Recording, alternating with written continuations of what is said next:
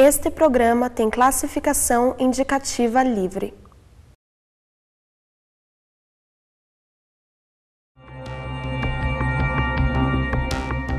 Olá! Aqui no centro de Curitiba a temperatura é de 23 graus. Já que no bairro Jardim das Américas, que é mais afastado do centro e tem mais árvores, a temperatura vai a 22 graus. Essas diferenças de temperatura se devem pela interferência do homem, mas também por fatores naturais. Esta e outras questões sobre clima e tempo no Ciência de hoje.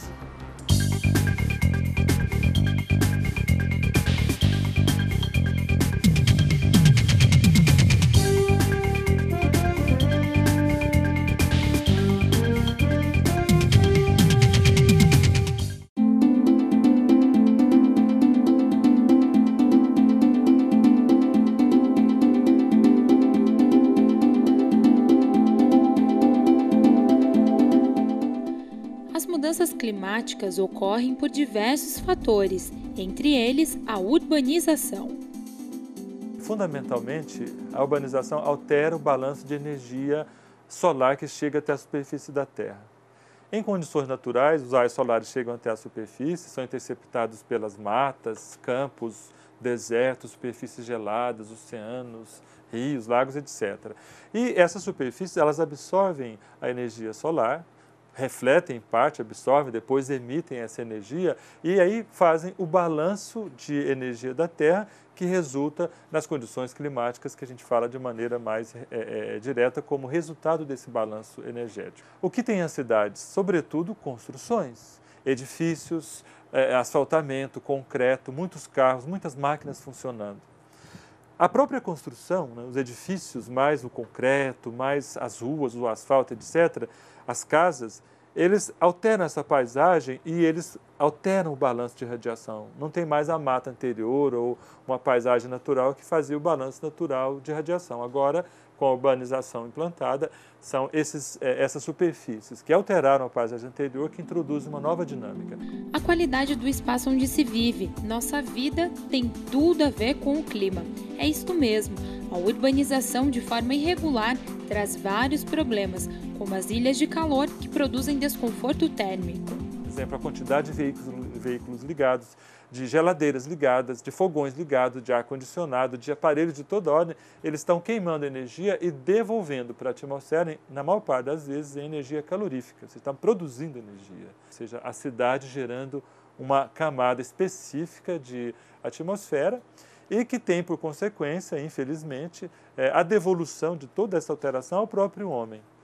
Quando a gente vai ver os processos de inundação, de chuva ácida, de ilha de calor, de excessos de eventos climáticos extremos que acontecem na cidade, é uma forma de que a cidade acaba sendo a promotora de um clima urbano, mas acaba sendo também a cidade a receptora dos mais importantes impactos dessa alteração. Ou seja, a sociedade urbana acaba criando para si mesma problemas advindos da sua condição de vida. Mesmo parecendo que as mudanças climáticas são causadas apenas pelo homem, isto não é verdade absoluta. A Terra passa por períodos de alternância de extremo frio ou calor. O clima glacial, por exemplo, ocorreu há 3 milhões de anos atrás.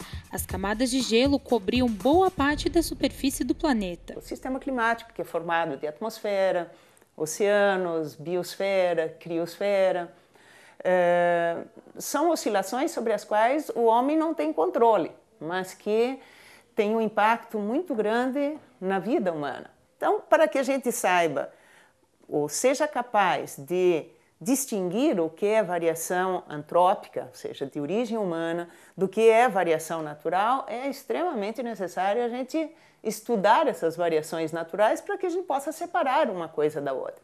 Porque bastante frequentemente variações naturais de longo período, né, variações que a gente chama de interdecadais ou seculares, ou enfim, de período longo, variações lentas, naturais, são confundidas com variações antrópicas. Embora se possa dizer que em épocas anteriores, há milhares de anos atrás, né, nós tivemos ciclos de glaciação e ciclos interglaciais em que a temperatura era maior, e isso é verdade, nunca se teve uma concentração tão grande de gases de efeito estufa na atmosfera como atualmente, por efeito da ação humana.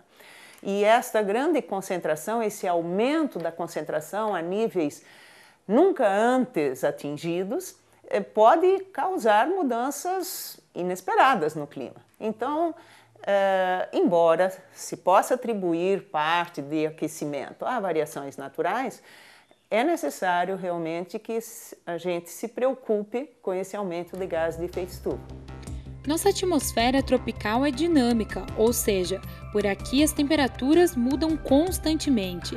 Essa característica contribui para fortes impactos ambientais. Você tem excesso de energia no momento, baixa de energia no outro, é uma atmosfera muito cambiante.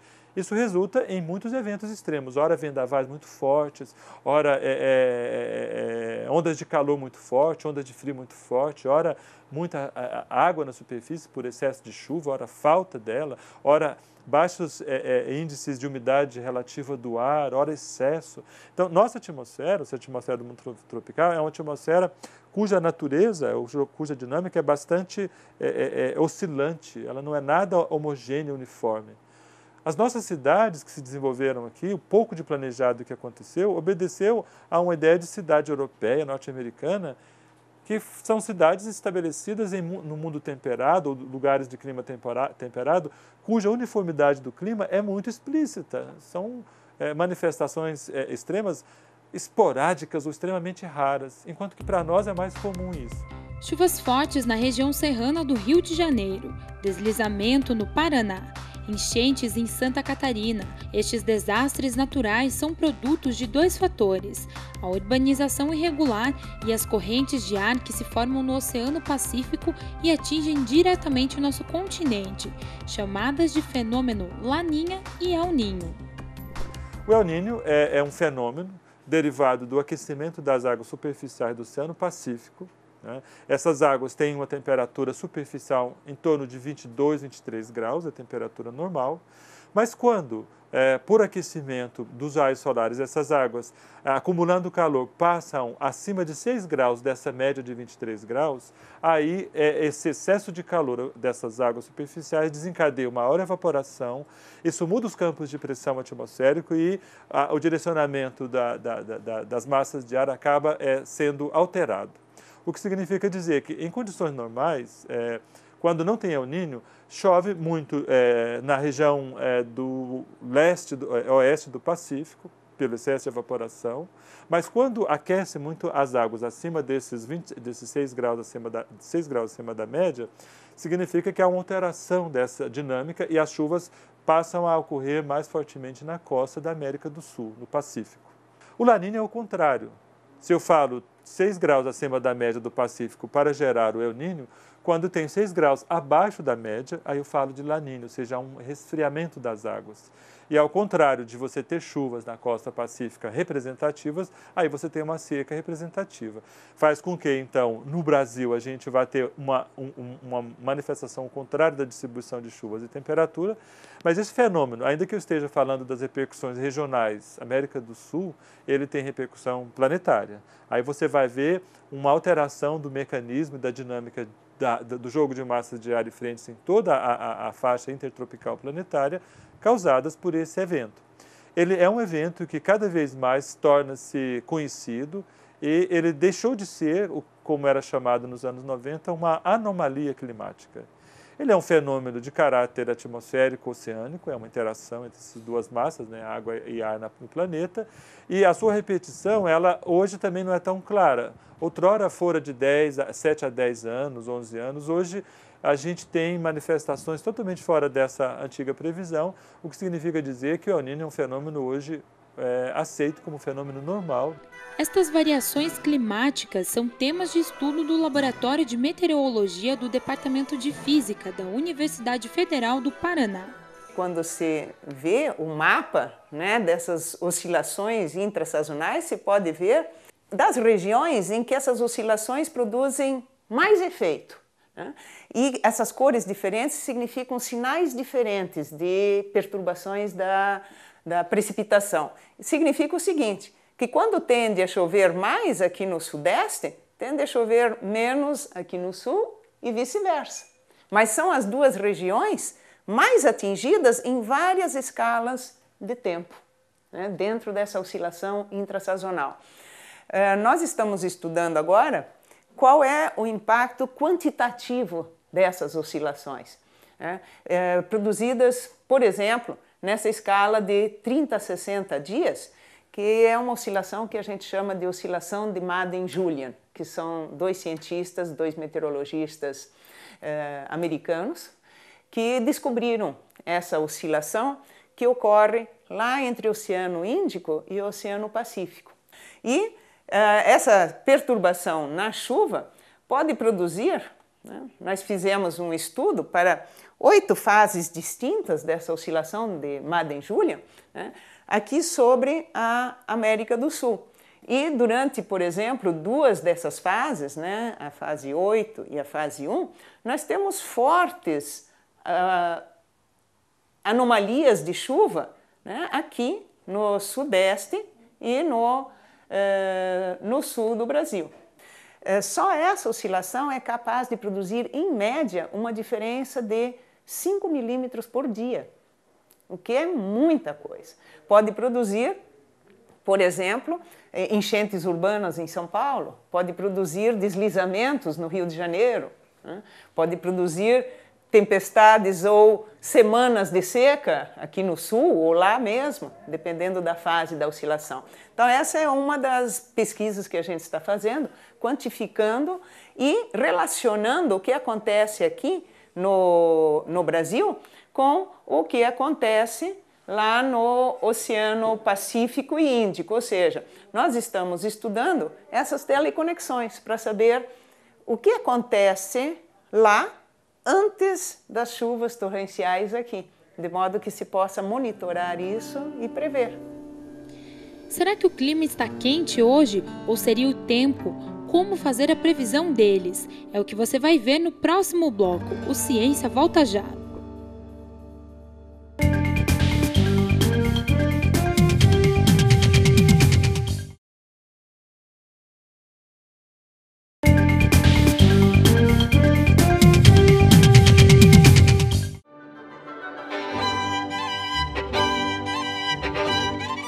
Tempo e clima estão tão ligados que normalmente confundimos, mas a diferença é simples. O tempo não cronológico, né? O tempo atmosférico, diz respeito ao estado da atmosfera num determinado momento e lugar, diga um curto espaço de tempo. Por exemplo, tempo atmosférico é o que está fazendo agora. Por exemplo, nesse momento está fazendo céu limpo em Curitiba, está com nuvens esparsas, a temperatura está na casa dos 18, 20 graus, os ventos estão calmos. Então, eu estou falando de uma situação atmosférica momentânea. E o clima diz respeito ao conjunto dos diferentes tipos de tempo atmosférico num dado lugar. Mas, por exemplo, a gente diz daquilo que é comum no lugar, o habitual. Eu falo, o clima de Curitiba é um clima normalmente marcado por céu coberto, umidade elevada, temperatura entre 10 e 20 graus. O clima é um conjunto de informação estatística sobre o tempo. Geralmente para determinada época do ano, para uma determinada estação do ano, envolvendo informações sobre médias, sobre extremos, sobre variabilidade. Então, não é a descrição de um determinado instante da atmosfera, é uma informação estatística.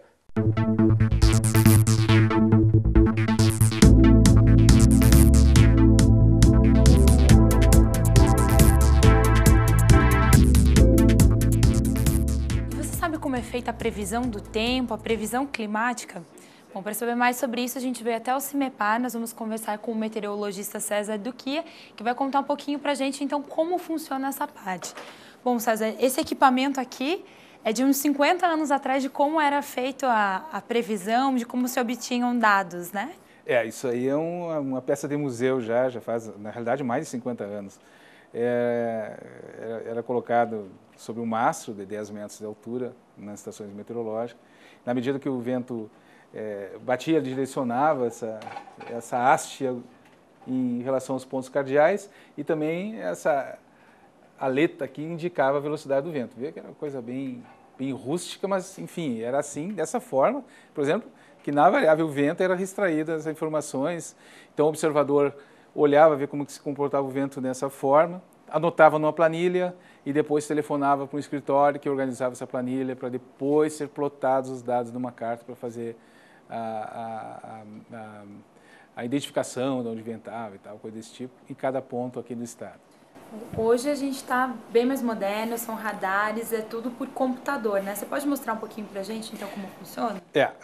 Hoje nós temos um conjunto de 75 estações, só do CIMEPAR e mais aquelas do IMET, ainda no estado do Paraná. Fazem um total aí de mais ou menos, aproximadamente 100 estações meteorológicas que transmite dados via celular, ou mesmo via satélite. A cada 15 minutos nós temos essas informações organizadas de uma forma mais rápida. Basicamente, identifica pontos onde existe chuva no estado, que aí nós fazemos um acompanhamento mais detalhado das condições do tempo, ou seja, das chuvas, e esses pontinhos também indicam as descargas atmosféricas, que também a gente sabe aí o quanto essas informações, essas chuvas estão intensas ou provocando tempestades ou coisa desse tipo.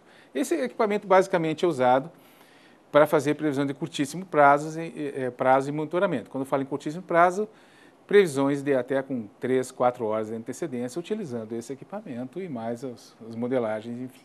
Para a gente definir o que vai acontecer, por exemplo, em Guarapuava, né? Então, nós temos que ter uma estação em Guarapuava?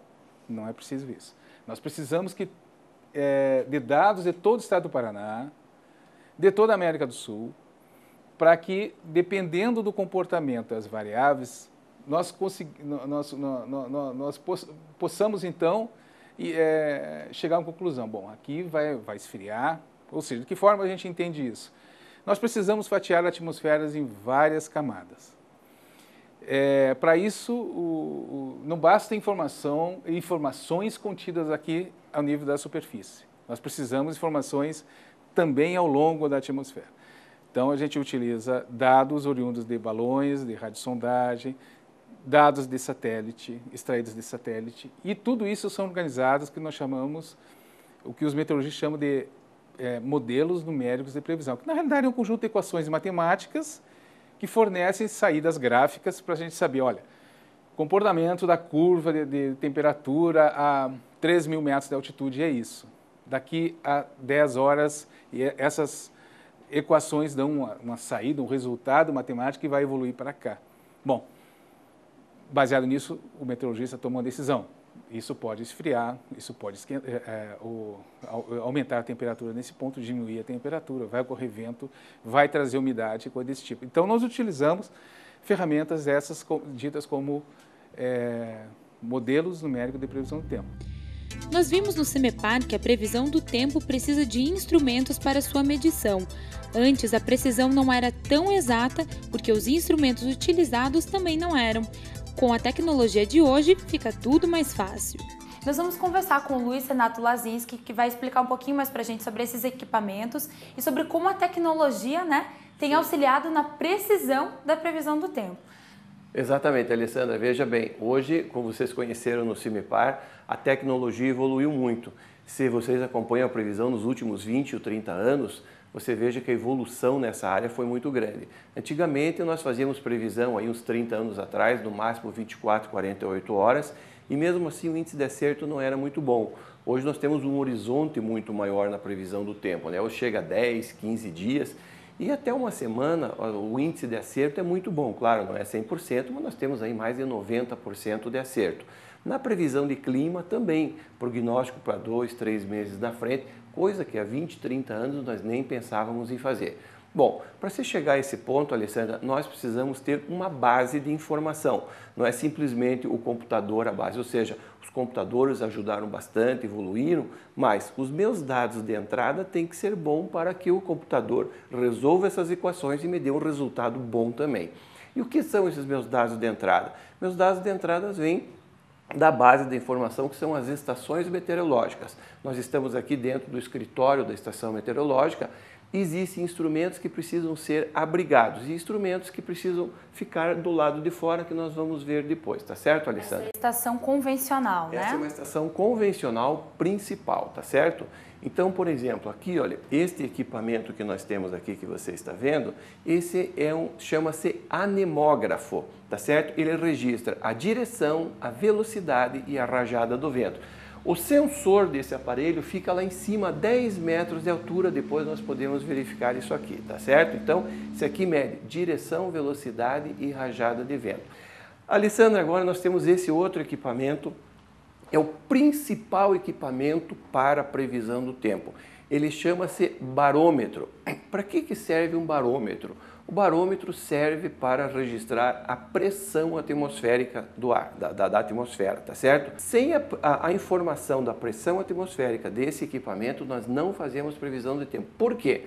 Porque ele é que vai nos determinar áreas de alta pressão, baixa pressão. Então, nós detectamos nessas cartas as áreas de alta pressão, são áreas de bom tempo, áreas de baixa pressão, são áreas de mau tempo, provavelmente onde a gente tem chuva. Então, esse é o principal equipamento para a previsão do tempo. Ele fica abrigado, não pode pegar vento nem sol, né? Fica abrigado. E esse aqui é o registrador. Nós sempre temos um aparelho de leitura direta e um registrador. Este chama-se barógrafo. O barógrafo registra a curva da pressão atmosférica ao longo do dia. Tá certo? Então, nós temos aqui o barógrafo, o barômetro e o barógrafo que registra a variação dessa pressão atmosférica. Normalmente, uma estação meteorológica é colocada assim, você vê que o ambiente dela é gramado, ela tem, todas as estações são gramadas, isso é padrão, tá certo? Você veja que ela tem que ter um ambiente, um horizonte livre, sem obstáculos principalmente, tá certo?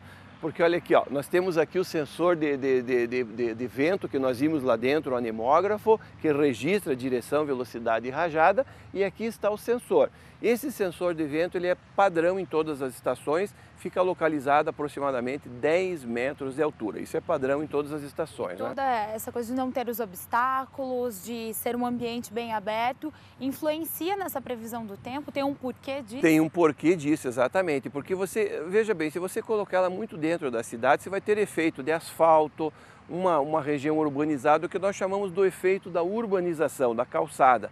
Então as estações meteorológicas ela tem que ter um ambiente aberto, você vê que quase não tem árvores em volta para impedir o registro da direção do vento, você veja que o piso dela é gramado e isso é padrão, tá certo, Alessandra?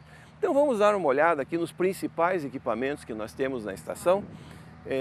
Aqui alguns equipamentos, Alessandra, alguns equipamentos que eu queria mostrar para você, já praticamente não se usam mais, são feitos nas estações automáticas. Como essa aqui é uma estação meteorológica didática, nós temos alguns equipamentos antigos ainda que nós usamos, né? Esse equipamento, por exemplo, parece uma bola de cristal, esse equipamento chama-se heliógrafo.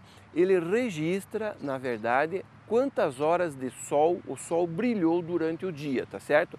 E para que serve isso?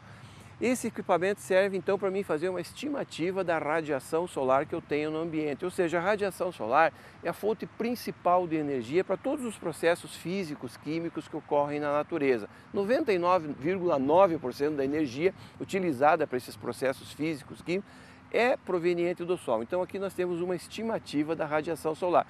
Bom, aqui, Alessandra, então nós temos um pluviógrafo, tá certo? Esse aqui é padrão de Ville. Esse equipamento serve para medir a chuva, a quantidade de chuva que caiu. A chuva cai aqui, aqui nós temos uma proveta, tá certo? E aqui então nós recolhemos a quantidade de chuva. Por exemplo, esta chuva aqui foi o que ocorreu essa noite. Foi uma garoa bem fraca, por exemplo, nós temos aqui, olha, apenas 0,4 milímetros, nós temos 0,4 milímetros de chuva, né? O que significa milímetros de chuva? Às vezes a gente escuta na televisão, né? Curitiba choveu 10 milímetros. Na verdade, cada milímetro equivale a 1 litro de água por metro quadrado. Então, quando você fala, choveu 10 milímetros de chuva, precipitou 10 milímetros, significa que precipitou 10 litros de água por metro quadrado. Então esse é o pluviógrafo, que nós temos uma leitura direta, aquele ali é um pluviógrafo que registra, ele registra simplesmente a precipitação, tá certo? E aqui nós temos o abrigo meteorológico, que é um dos principais mantém os principais equipamentos aqui externos, não é? O abrigo meteorológico também é padrão, Alessandra, tá certo? Então eu vou abrir aqui para que você veja, olha. Você veja que ele é feito com veneziana para que o ar possa passar por ele, não é? São 2 abrigos, na verdade, tá? Todos de veneziana, aberto e pintado de branco, para que haja uma reflexão. No hemisfério sul, os abrigos são voltados para o sul, uma vez que quando você abre o abrigo para que o sol não incida, né? É direto nos equipamentos. No hemisfério norte, o contrário, é virado para o hemisfério norte. E o que nós temos de equipamentos aqui dentro deste abrigo, tá certo? Nós temos, por exemplo, este conjunto de termômetros aqui na vertical. Este aqui é o termômetro que nós chamamos de bulbo seco, mede a temperatura do ar na hora.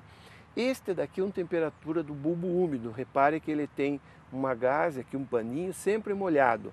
Ele mede a temperatura úmida. Ou seja, este conjunto de termômetros chama-se psicrômetro e ele nos dá a umidade relativa do ar. Entramos numa tabela e estimamos a umidade relativa do ar em função desses 2 termômetros. Este termômetro em cima aqui na horizontal é o termômetro que registra a temperatura máxima diária e este de baixo é o termômetro que registra a temperatura mínima diária.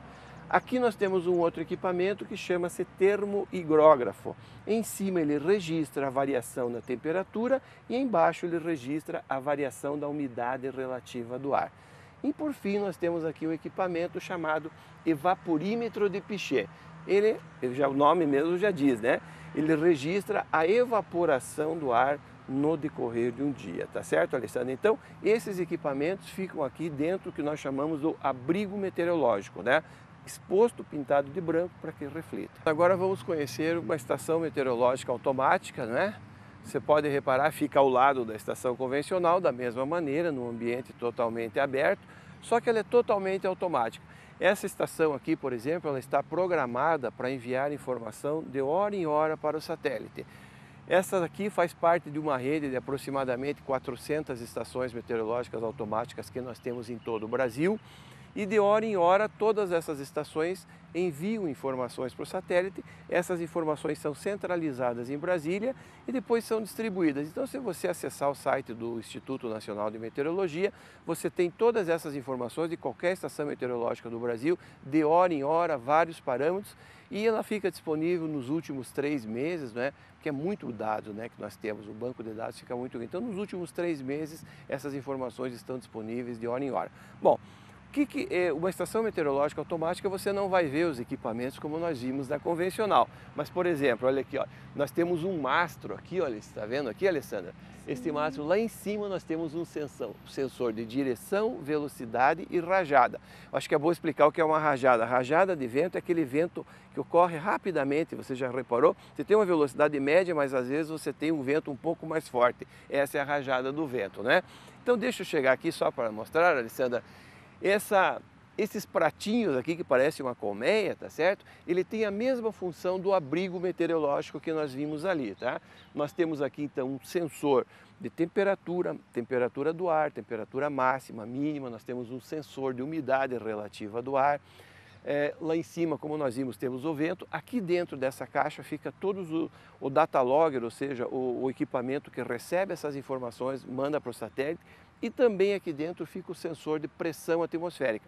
Lá na estação convencional fica dentro do escritório. Aqui ela fica dentro desta caixa. Você veja que a estação é bem mais compacta, bem menor.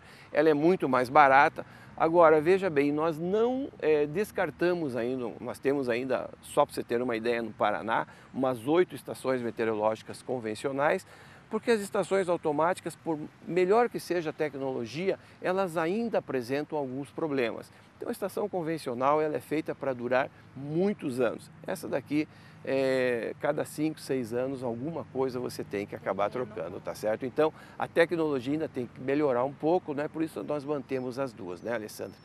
E só para esclarecer para você, por exemplo, essa estação convencional, ela faz parte de uma rede meteorológica mundial, da qual fazem parte 12.000 estações meteorológicas ao redor do mundo. Então, 4 vezes por dia são feitas observações aqui nessa estação.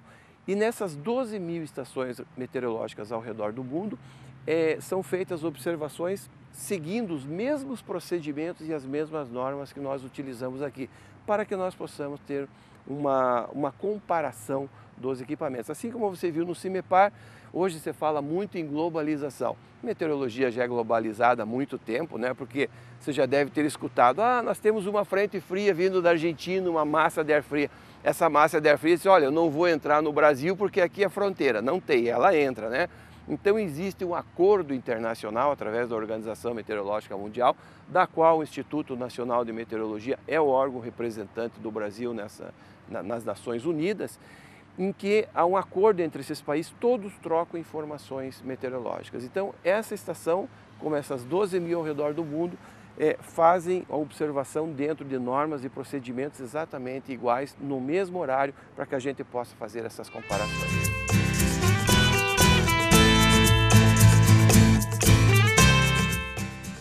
Mande suas sugestões ou dúvidas para o nosso e-mail ciência@ufpr.br. Se você quer acompanhar este e outros programas, entre em nosso site ou canal do YouTube. Até o próximo Ciência!